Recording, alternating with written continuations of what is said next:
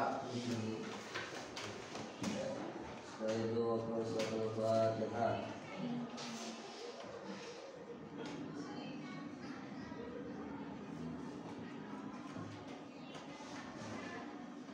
Baik, semuanya. Pada hari ini kita pelajaran apa? Akidah akhlak ya? Ya. Silakan dibuka bukunya bab 8 akidah akhlak. Materinya nafsu, syahwat dan ghadab. Nafsu. Sebelumnya saya tanya, kenapa sih adanya nafsu syahwat dan ghadab? Yang tahu nggak kenapa adanya nafsu syahwat dan ghadab? Ayo, yang tahu nggak nafsu syahwat dan ghadab? Mana? Tahu? Nggak ada yang tahu? Karena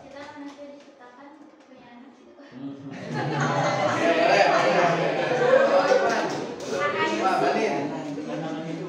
Hah? Tantangan hidup. Udah.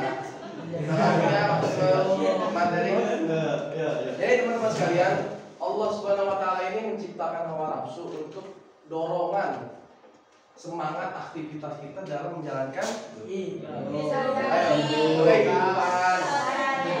Tolong dicatat ya.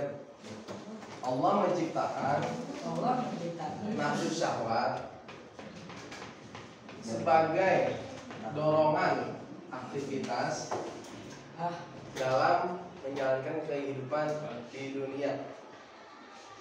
Jadi teman-teman sekalian, kita sebagai manusia ini tidak dapat hidup tanpa adanya nafsu syahwat. Coba teman-teman sekalian bayangkan apabila kita tidak mempunyai nafsu syahwat, gimana gitu. Kita nggak punya nafsu makan, jadi binasa lemes besti. Kita nggak punya nafsu saling cinta. Misalkan siapa ini, Faisal ya? Faisal. Ini siapa? Si Salsi, misalkan Faisal sama Salsi nggak bisa saling suka-sukaan. Ya kan? Bisa nih guys. Jadi nafsu syahwat ini penting, akan tetapi teman-teman perlu ketahui bahwasanya nafsu syahwat ini perlu adanya kontrol, backup dari diri kita sendiri. Jadi kalau kita menganalogikannya, nafsu syahwat ini seperti sungai yang mengalir. Ini sungai nih, misalkan yang mengalir. Sungai ini bisa saja tenang, bisa saja meluap, bisa saja menghancurkan, ya kan? Kenapa bisa begitu? Kalau misalkan sungai ini terdapat irigasi atau bendungan yang baik, maka sungainya pun akan tenang.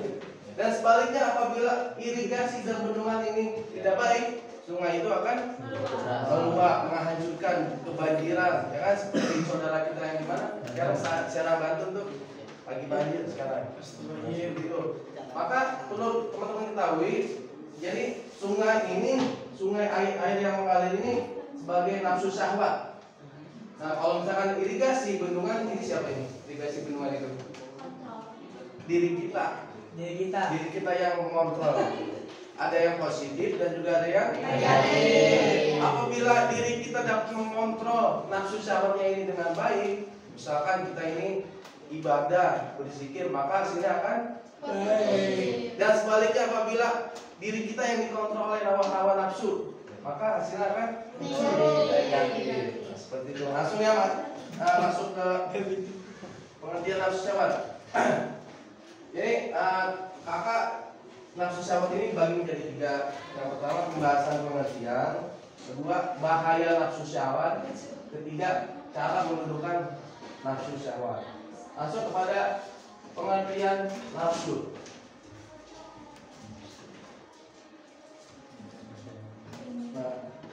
Nafsu, kok cuma 2 kata kunci saja sih? Keinginan dan kebutuhan, kenapa? Itu enggak? Pengertian nafsu apa? Mbak, salah satu, mana bikin kata-kata narasi dari keinginan sama kebutuhan pengertian nafsu. Siapa? Siapa itu? Hah? Dia apa gimana? Tahu nggak? Sini. Terus ini siapa nih? Saya butuh duit. Bisa nggak? Saya butuh duit. Jadi gini, nafsu adalah, catat, ini penting nih. Nafsu adalah suatu keinginan manusia dalam memenuhi kebutuhannya di dalam kehidupan. Jadi apa? Suatu keinginan manusia dalam kebutuhan di dalam kehidupannya. Nah, seperti itu. Dan syahwat, apa sih syahwat? Dua kata kecil lagi, kecintaan dan hati. Baik, bagus. Jadi syahwat ini adalah suatu kecintaan manusia dan kecintaannya itu menguasai hati. Misalkan ini suka main ini nih, siapa nih? Salsi lagi kena ya. Ini misal nih ya, ini misal. Ya, misalkan itu suka nih menguasai hatinya kan. Gini coklat diem dan tolong nih. Misalkan ini tidak boleh dicontoh ya. Nah, kalau misalkan begitu, berarti si ini siapa tadi? Tiba nggak bisa menguasai nafsu syahwatnya. Hasilnya kan negatif. Paham? Sampai sini? Paham ya? Nah, sekarang kita masuk ke pembahasan bahaya nafsu syahwat. Yang pertama, merusak potensi seseorang. Paham nggak? Merusak potensi seseorang. Nah, bisa jadi depresi. Jadi kalau misalkan kita nuruti nafsu syahwat aja, misalkan nih ya, boleh ditiru dari luar, misalkan kita narkoba, misalkan narkoba. Nah, dari narkoba ini akan merusak seseorang. Karena yang kedua mendatangkan kesusahan dan kesempitan. Coba teman-teman sekalian bayangkan apabila kita maksiat terus hidupnya. Allah akan mendatangkan kesusahan dan kesempitan. Tapi banyak tuh Kak orang-orang yang maksiat orang-orang non muslim tapi kaya-kaya ya kan? Nah, itu adalah namanya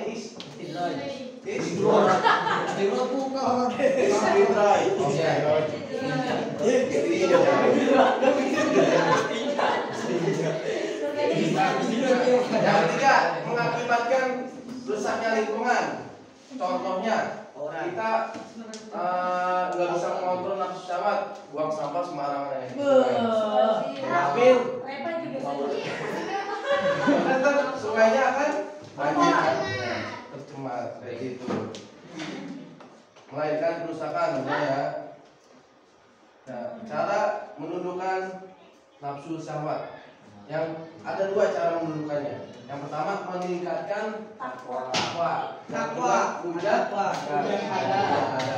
Nah, di dalam meningkatkan takwa ini ada beberapa cara, tapi kita menyebutkan saja 3 cara ini. Yang pertama, merasa takut. Kita merasa bahwasanya Allah ini mengawasi kita. CCTV yang abadi. Kan? Yang kedua, perbanyak zikir. Nah, kan kita ini santren ya, santriwan santriwati, wajib kita ini memperbanyak zikir. Karena untuk kebaikan dalam diri kita dan dalam menundukkan nafsu syahwat. Dan yang ketiga, perbanyak sedekah. Misalkan kita nggak bisa melawan nafsu syahwat. Nih kakak ada ilmunya, jadi kita niatin sedekah misalkan ke anak yatim atau ke orang yang susah membutuhkan. Dalam hati kita niatkan, ya Allah, mudah-mudahan dengan rezeki ini aku kembalikan kepadamu dan mudah-mudahan nafsu syahwat kita hilang yang buruk-buruknya caranya. Nah, mujahadah. Ada yang tahu kan nih? Mujahadah ini apa? Apa tuh? Mujahadah. Ya. Bisa mengontrol diri, Menahan. introspeksi diri. Menahan hawa nafsu. Jihad kepada lebih baik. Baik. Apa ya sebutannya? Soleh. Ayo, apa sih? Apa? Hijrah. Nah, hijrah begitu. Jadi mujahadah ini bagi menjadi 4. Yang pertama takholi. Takholi apa ayo? Takholi. Catat. Penting nih mujahadah dibagi menjadi 4. Yang pertama takholi.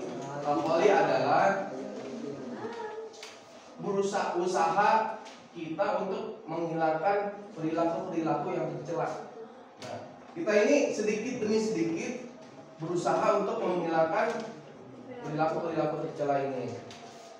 Tahali. Tahali apa? Tahali. Tahali. Tahali adalah menghiasi diri kita kepada hal-hal yang baik. Kita misalkan setiap habis sholat baca Al-Quran satu lembar. Nah itu menghiasi apa namanya?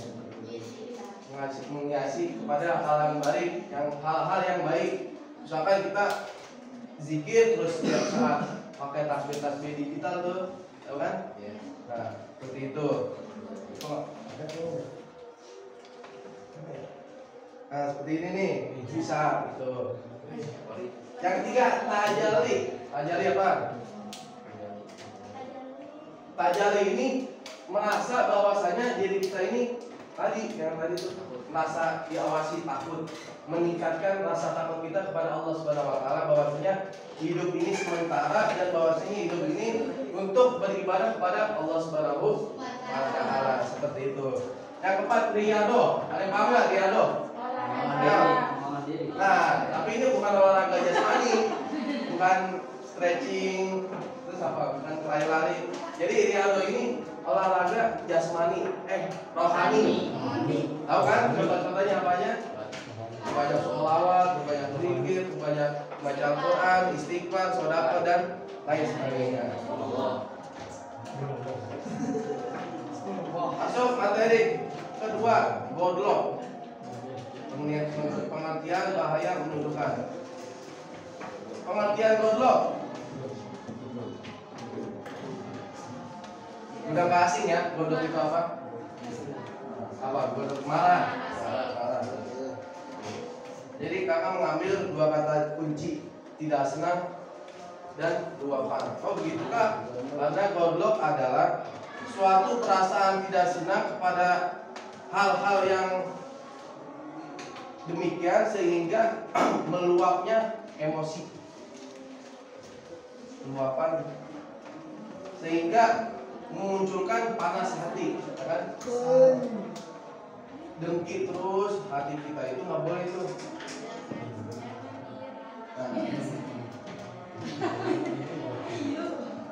Bahaya kita mengikuti godlok. Yang pertama bahaya kepada diri sendiri. Yang pertama tekanan darah tinggi. Kalau kita kerjanya malam-malam, oh gitu, kita darah tinggi, ya kan? Stres kan? Yang kedua terjerumus maksiat. Terjerumus maksiat. Orang yang emosi itu nggak bisa dikontrol. Nah maka oleh itu kita harus tadi memperbanyak dekat kepada Allah Subhanahu wa taala. Yang ketiga, mendapat bukan aja pukul.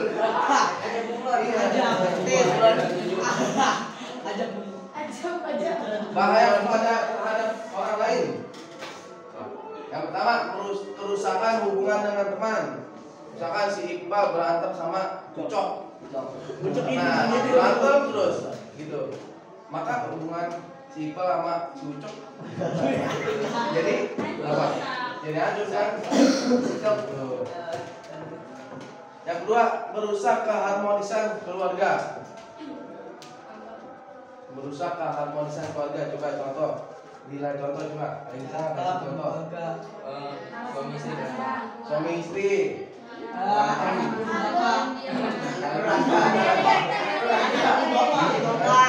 Di dalam Islam kan batasan kita dimiliki orang tidak melewati itu akan